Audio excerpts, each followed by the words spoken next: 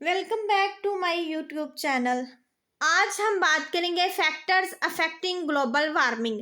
Global warming पर असरअंदाज होने वाले अवामल वो कौन से फैक्टर्स हैं जो ग्लोबल वार्मिंग का काज बनते हैं। ग्लोबल वार्मिंग क्यों होती है, ग्लोबल वार्मिंग की क्या वजूहात हैं। नंबर 1 है बर्निंग ऑफ फूसल फ्यूल्स। फूसल फ्यूल्स का जलाना।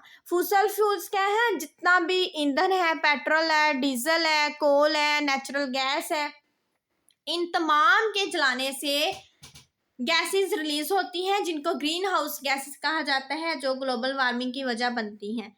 जैसा कि हम जानते हैं इंडस्ट्रीज का दौर है आजकल, तो इंडस्ट्रीज में लार्ज स्केल पे फ्यूल जलाया जाता है जिससे फिर उतनी ही मिकदार में गैसेस रिलीज होती हैं, जिसकी वजह से हमारा माहौल भी आलूदा हो रहा है और ज़मीन का टेम्परेचर भी बढ़ रहा है, जो ग्लोबल वार्मिंग की वजह बनता है। When fossil fuels are burned to run vehicles and industries, they emit many greenhouse gases like carbon dioxide which cause global warming. जब फूसल फ्यूल्स गाड़ियों को चलाने के लिए और इंडस्ट्रीज में यूज़ किए जाते हैं, जलाए जाते हैं, बर्न होते हैं, तो वो कार्बन डाइऑक्साइड जैसी ग्रीन हाउस गैसेज रिलीज करते हैं जो ग्लोबल वार्मिंग की वजह है।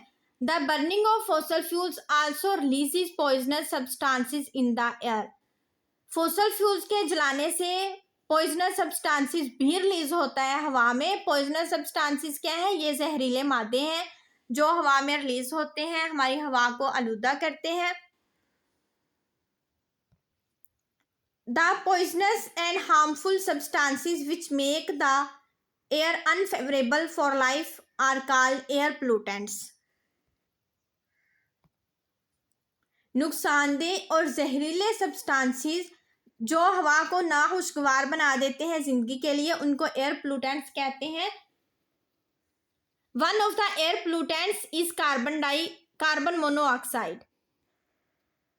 एयर पोल्यूटेंट्स में से एक है carbon monoxide. It affects the human organ systems badly.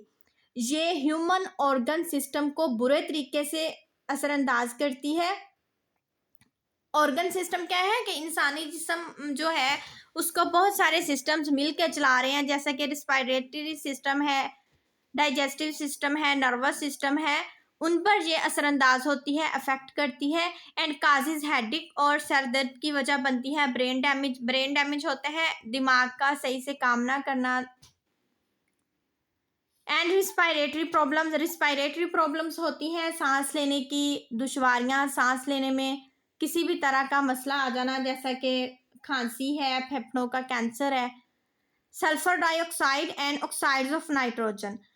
Sulphur dioxide और नाइट्रोजन के oxides dissolve in rain water. बारिश के पानी में वो डिजोल्व हो जाते हैं, तहलील हो जाते हैं, सल्फर डाइऑक्साइड और oxides of nitrogen and cause acid rain, और एसिड रेन की वजह बनते हैं। अब एसिड रेन क्या है? एसिड रेन कहते हैं तेजाबी बारिश को। ये वो बारिश होती है जब उस बारिश में फ़िज़ाई आलूदगी के जो सब्सटेंसेस हैं वो उसमें शामिल हो जाते हैं, जहरीले मादे उसमें शामिल हो जाते हैं जो ऊपर बयान किए गए हैं, सल्फर डाइऑक्साइड्स हैं और ऑक्साइड्स ऑफ नाइट्रोजन है, वो बारिश के पानी में शामिल हो जाते हैं। फिर वो जो जहरीले मादे हैं, पॉइजनस सब्सटेंसेस हैं, वो बारिश की शक्ल में, बर्फ़ की शक्ल में या फिर धुंध की शक्ल में ज़मीन पर गिरते हैं और फिर वो नुकसान पहुंचाते हैं। हमारी इमारतों को नुकसान हो सकता है, फसलें ख़राब हो सकती हैं, जानवरों का जो पीने वाला पानी है वो जहरीला हो जाता है। Exposure two sulphur dioxide. अब सल्फर डाइऑक्साइड के एक्सपोजर से क्या होगा? Can cause breathing difficulties.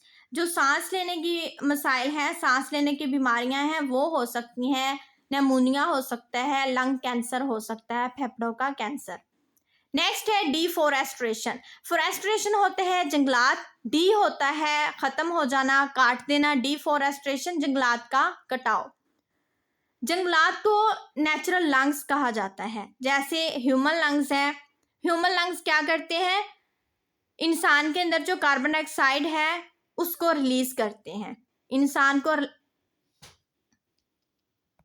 Carbon dioxide gas के अखराज में मदद देते हैं। अब जो नेचुरल लंग्स हैं, जो जंगलात हैं, दरख्त हैं, वो क्या करते हैं? हम जानते हैं कि वो जो कार्बन डाइऑक्साइड गैस हम रिलीज कर रहे होते हैं उसको अपने अंदर एब्जॉर्ब करते हैं। जब जंगलात काट दिए जाएंगे, दरख्त कम हो जाएंगे, तो जो रिलीज होने वाली कार्बन डाइऑक्साइड गैस है वो हमारे इन्वायरमेंट में रहेगी, हमारे एटमॉस्फेयर में ज़्यादा हो जाएगी, फिर वो ग्लोबल वार्मिंग की वजह बनेगी। Destruction of forest as a result of human activities is called deforestation. इंसानी सरगर्मियों की वजह से जंगलात का कटाव डिफोरेस्ट्रेशन कहलाता है। Deforestation has many adverse effects on the environment. Deforestation के हमारे माहौल में बहुत नेगेटिव असरात होते हैं, मनफी असरात होते हैं।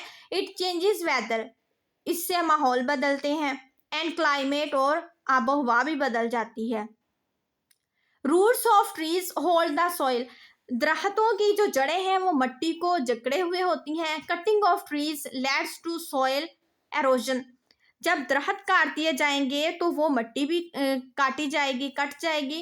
And fertile part of the soil, मट्टी का जरखेज हिस्सा is lost through this process, इस तरह से जो जरखेज मट्टी है वो भी खराब हो जाएगी। जरखेज मट्टी वो जो बीज के लिए अच्छी है, जहाँ से प्लांट ग्रो करते हैं, वो भी खराब होगी जब हम दरख्तों को काटेंगे। व्हेन फॉरेस्ट आर कट, जब जंगलात काटे जाते हैं, rate of evaporation is reduced, evaporation का जो रेट है वो कम हो जाता है, which results in less rain, जिसकी वजह से फिर बारिशें कम होती हैं।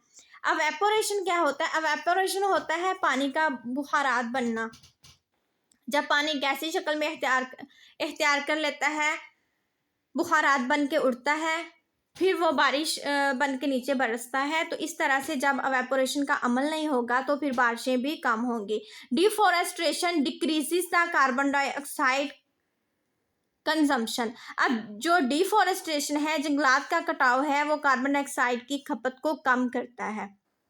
By plants increasing its amount in the environment, जिसको कार्बन डाइऑक्साइड को पौधे अपने अंदर जज़ब कर लेते हैं।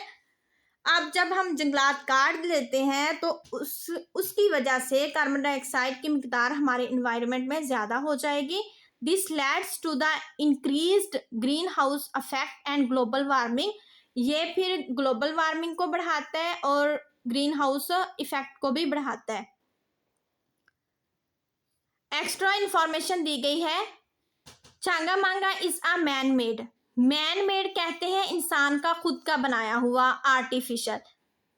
एक होता है अल्लाह की तरफ से नेचुरल, और दूसरा होता है मैन मेड, आर्टिफिशियल, इंसान खुद बनाता है। फॉरेस्ट इन पाकिस्तान, जो छांगा मांगा है वो पाकिस्तान का मैन मेड फॉरेस्ट है, इंसान का खुद का बनाया हुआ जंगल है। It is found in district कसूर इन द पंजाब, ये पंजाब के ज़िला कसूर में वाक़या है। जब नेचुरल फॉरेस्ट कम होते हैं तो फिर आर्टिफिशियल फॉरेस्ट बनाए जाते हैं, उगाए जाते हैं दरख्त। नेक्स्ट फैक्टर है ओवर पॉपुलेशन। ओवर पॉपुलेशन कहते हैं आबादी का बढ़ जाना। ये सिंपल सी बात है, जब आबादी बढ़ेगी तो उसके लिए हमें उतने ही वसाइल की भी ज़रूरत होगी। आबादी ज़्यादा होगी, ज़्यादा लोग होंगे तो उनके रहने के लिए उतने ही घरों की ज़रूरत होगी। तो नए घर बनाने के लिए ज़मीन के जो ज़रखेज़ हिस्से हैं उनको भी इस्तेमाल में लाया जा सकता है।